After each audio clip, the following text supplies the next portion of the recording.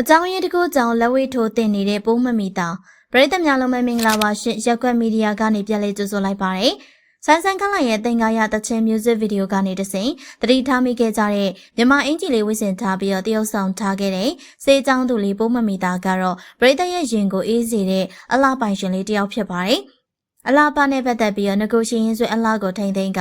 လှပအောင်နေရတာကိုသဘောကျပြီးတော့ပြုပြင်ပြောင်းလဲချင်တာမျိုးတွေမရှိဘူးလို့ဆိုထားပါတယ်။မိန်းကလေးဆိုတော့အလှအရင်ကြိုက်တယ်လှနေရတာကိုကကြည်နေရတဲ့သူဆိုတော့ပို့ပြီးတော့လှချင်တာပေါ့အဲ့တော့လှချင်ပါတယ်ငကိုရှင်ရင်ဆွေအလှကိုပဲထိန်သိမ်းနေတာကိုသဘောကျပါတယ်ပြုပြင်ပြောင်းလဲပြစ်ချင်တဲ့နေရာမျိုးတွေတော့မရှိပါဘူးလို့ပိုးမမီတာကပြောခဲ့ပါတယ်အနုပညာအလုပ်တွေကိုအများကြီးမလုပ်နိုင်သေးပေမဲ့သူမကိုအားပေးတဲ့သူတွေကိုလည်းပိုးမမီတာကအယံပီတီဖြစ်ရပါတယ်ကိုချစ်တဲ့သူအားပေးတဲ့သူမရှိရင်ဒီအလုပ်ကလုံးဝလုပ်လို့မရဘူးအမြဲတမ်းချစ်ပေးနေတဲ့ပရိသတ်တွေအားလုံးကိုအသိမှတ်ပြုပေးတဲ့သူတွေအားလုံးကိုကျေးဇူးအများကြီးတင်ပါတယ်ရင်ထဲကအမတ်တရသတိတရားရှိပါတယ်လို့ပြောခဲ့ပါတယ်အခုဆိုရင်တော့အနုပညာခြေလမ်းတွေစိတ်လာတဲ့ပိုးမမီတာတယောက်ကိုခံလက်ဝဲပညာတွေကိုသင်ယူနေပြီလို့သိရပါတယ်အကြောင်းရင်းကတော့ဒီလိုပါကပူလေးဆိုတဲ့ဇာတ်ကားမှာမင်းသားနေဝင်းမင်းသမီးပိုးမမီတာတို့ပါဝင်ကြမှာဖြစ်ပြီးတော့ဒီကားထဲမှာပိုးမမီတာအနေနဲ့ bodyguard character နဲ့မြင်တွေ့ရမယ်လို့သိရပါတယ်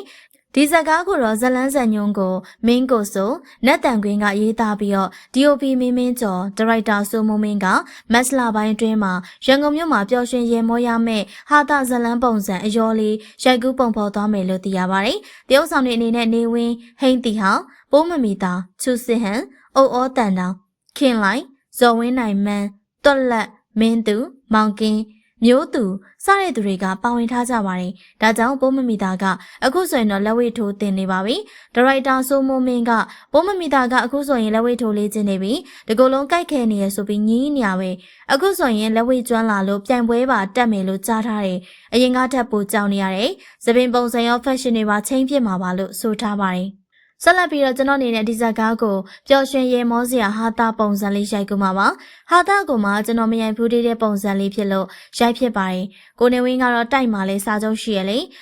ဘုံမမီတာနဲ့ကကျွန်တော်နဲ့ပထမအဦးဆုံးရိုက်ဖူးတာပါဒီကားကဟာတာကားဆိုပေမဲ့ပြောင်ပြတ်သွားတဲ့ဟာတာကားမဟုတ်ဘူးအတီကိုမှပလော့လေးနဲ့အရေးစရာလေးဖန်တီးမှာပါအမှန်ကတော့ဇက်ရဲ့ပုံစံတက်တော်ဆောင်ကိုမှဒီနာမည်လေးပေးဖြစ်တာပါလို့ဆက်ပြောပါသေးတယ်ဘုံမမီတာကလက်ရှိမှာတော့ကြော်ညာတွေမှာပါဝင်တရုပ်ဆောင်နေတယ်လို့ music video တွေမှာလည်းပါဝင်နေရလို့ဆိုပါတယ်တရုပ်ဆောင်တရားအနေနဲ့ character တစ်ခုစီမှာပိုင်နိုင်စွာတရုပ်ဆောင်ဖို့အတွက်လေးလာပြီးမှဇက်ကားရိုက်ဖို့စဉ်းစားဖြစ်ခဲ့တယ်လို့သိရပါတယ်ဘုံမမီတာကဂီတလောကမှာနောက်ခံရုပ်ရှင်ဇက်ကားမှာစ조사ပါဝင်တရုပ်ဆောင်ခဲ့ရကိုတွေ့ရပါတယ်နားဆင်နေကြတဲ့ပရိသတ်များအတွက်တင်ဆက်ပေးလိုက်ပါရရှင်အဆုံးထိကြည့်ရှုပေးရတဲ့အတွက်အားလုံးကိုကျေးဇူးတင်ပါတယ်ရှင်